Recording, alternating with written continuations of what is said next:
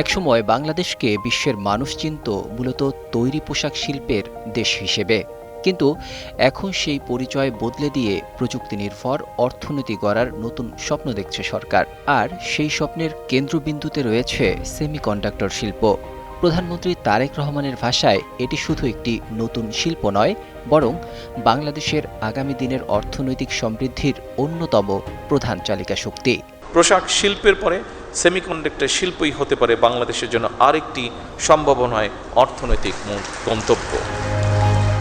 রাজধানীর নব থিয়েটারে আয়োজিত national semiconductor symposium and BEAR summit 2026-এর উদ্বোধনী অনুষ্ঠানে প্রধানমন্ত্রী তারেক রহমান স্পষ্ট করে বলেন, সরকার ইতিমধ্যে ব্যবসা বান্ধব পরিবেশ তৈরির পাশাপাশি প্রয়োজনীয় নীতিগত সহায়তা বাস্তবায়নের কাজ শুরু করেছে।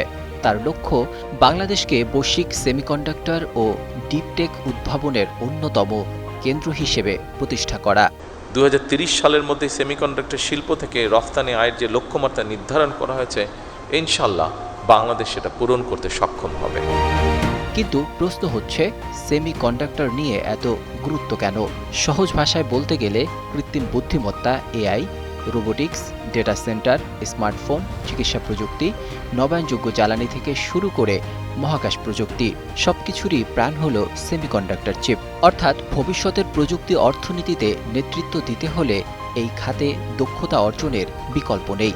আর তাই তো বাংলাদেশ এই সুযোগ কাজে লাগাতে পারে, কারণ বিশ্বব্যাপী সেমিকন্ডাক্টর বাজার দ্রুত সম্প্রসারিত হচ্ছে। এই বিশাল বাজারে বাংলাদেশের জন্য রয়েছে বড় সম্ভাবনা। 2030 সালের দিকে বিশ্বে গ্লোবাল সেমিকন্ডাক্টরের বাজার $1 ট্রিলিয়ন কাছাকাছি পৌঁছবে, এরকমই যারা এই ব্যাপারে এক্সপার্ট তারা ধারণা করছেন। তবে খুব সম্ভবত 2026 সালের মধ্যেই এই লক্ষ্যমাত্রা কাছাকাছি পৌঁছে গিয়েছে। সুতরাং এই মার্কেটে প্রবেশ করার জন্য বাংলাদেশের সামনে একটা অপার সম্ভাবনা এবং সুযোগ বিদ্যমান। এই লক্ষ্য অর্জনে সরকার ইতিমধ্যে বেশ কিছু গুরুত্বপূর্ণ পদক্ষেপ নিয়েছে। চলতি বাজেটে সেমিকন্ডাক্টর শিল্পের কাঁচামালের উপর কর ও শুল্ক প্রত্যাহার করা হয়েছে। পাশাপাশি সেমিকন্ডাক্টর ডিজাইন সার্ভিস রপ্তানির জন্য নগদ প্রণোদনা দেওয়ার উদ্যোগ নেওয়া হয়েছে। শুধু তাই নয়, তরুণ উদ্যোক্তাদের জন্য বছরে 500 কোটি টাকার স্টার্টআপ অনুদান বরাদ্দ এবং বিদেশি বিনিয়োগ আকর্ষণে বিশেষ অবকাঠামো ও হাইটেক পার্ক উন্নয়নের পরিকল্পনাও ঘোষণা করা হয়েছে।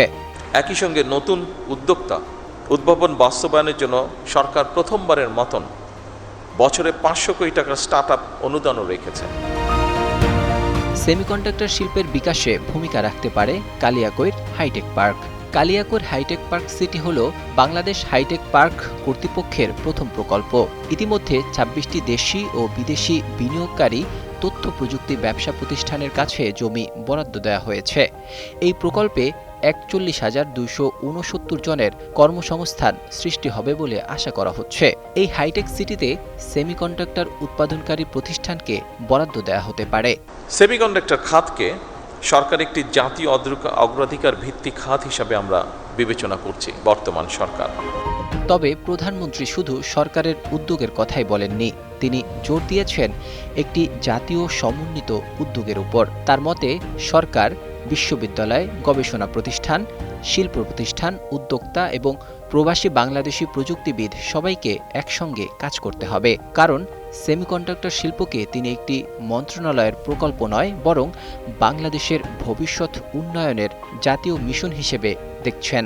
বাংলাদেশের 3000-এরও বেশি সেমিকন্ডাক্টর পেশাজীবী বর্তমানে আমেরিকা, মালয়েশিয়া, দক্ষিণ কোরিয়া, জাপান, সিঙ্গাপুর এবং ইউরোপ সহ বিশ্বের বিভিন্ন দেশের বিভিন্ন বড় বড় প্রযুক্তি কোম্পানি, গবেষণা প্রতিষ্ঠান, বিশ্ববিদ্যালয় তারা তাদের যোগ্যতার প্রমাণ রেখে চলেছেন। ইঞ্জিনিয়ার, আর্কিটেক্ট, গবেষক, ম্যানেজার, উদ্যোক্তা হিসাবে অবদানও তারা রাখছেন।